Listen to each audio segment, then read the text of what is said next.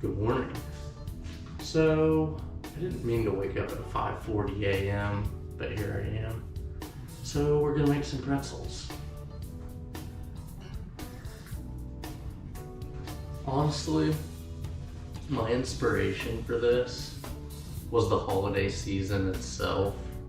You know, I grew up with a family who baked a lot. So during this time of year, I would bake just to get the smells in my house, okay? So really that was my inspiration. I did some internet searches and, you know, just typing in DIY baking, you can scroll down and find all the different things that you can bake. Because like I said, I already knew that I wanted to bake. So just searching for a good idea and a good inspiration, I basically just used Google, okay? And then I just clicked around for a while, all the different drop downs you can click on, until I really found the thing that I wanted to eat, okay? So that was my inspiration. The research involved really just came down to figuring out a recipe, okay? A good recipe that I wanted to use. I found a 5-star recipe, so I just decided to roll with it. I don't know anything about making pretzels, or I didn't before I started. So I figure if anyone gave something a 5-star recipe, I can follow some instructions. My pretzels ought to turn out pretty good, okay? At least that was my line of thinking. So, honestly, the thing that concerned me the most about making pretzels was the twist. Jeffrey, you know, you see the folks at Auntie Anne's doing the, and I was like, okay, so I had to do some research on that. The instructions actually gave pretty detailed instructions. But then I went back and watched a couple YouTube videos of people twisting pretzels, and I figured out how to do it, okay? Of course, you'll want to do all that beforehand. I actually made these once before, a couple days ago, just to see if I could do it. They turned out really good. So now I'm gonna do the video, okay? Last night I had to go to the store because I didn't have all the ingredients. My ingredients are behind me. What we're gonna need for this is, of course, a 1.5 cups of warm water at 100 degrees, and that's just gonna be to wake up our yeast, okay? We need 1 packet of active dry yeast. We need a teaspoon of salt. We need a tablespoon of brown sugar, which they didn't have at the store last night, so thankfully I had some in the pantry. A tablespoon of unsalted butter. 3 3/4 to 4 cups of all-purpose flour. And then finally, for sprinkling onto the pretzels at the end, we need coarse sea salt, okay? So basically the grains of salt are just a little bit bigger than normal in your coarse sea salt. Okay, I've already got my butter measured out. When it comes time to do the baking soda bath, which I'll explain a little bit later, I have my 9 cups of water right here, and I already have a 1/2 cup of baking soda in it. So I guess I might as well just talk about that real quick. Once I get done twisting the pretzels, before I put them in the oven, I'm gonna dunk them in a boiling baking soda bath, and that's supposed to give the pretzel a little bit more of that chewiness that we tend to associate with a good pretzel, okay? Or a good homemade pretzel. I went ahead and got all my stuff measured out, got all my ingredients laid out, so when it's time to bake, or when it's time to mix stuff together, I can just go, okay? I guess I'm ready. I'm gonna show you the process as I do it, and then at the end, we should have some nice golden brown, delicious homemade pretzels.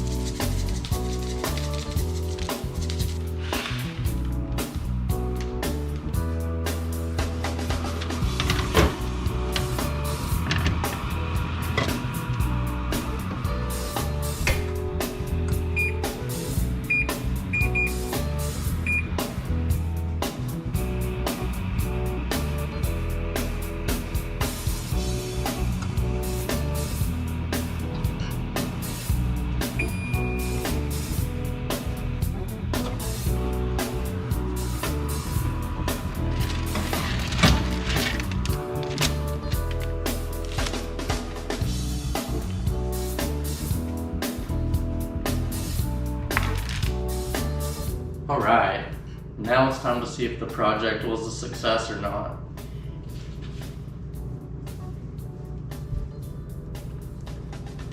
Nice. There's only one way to find out if you succeeded in a project like this.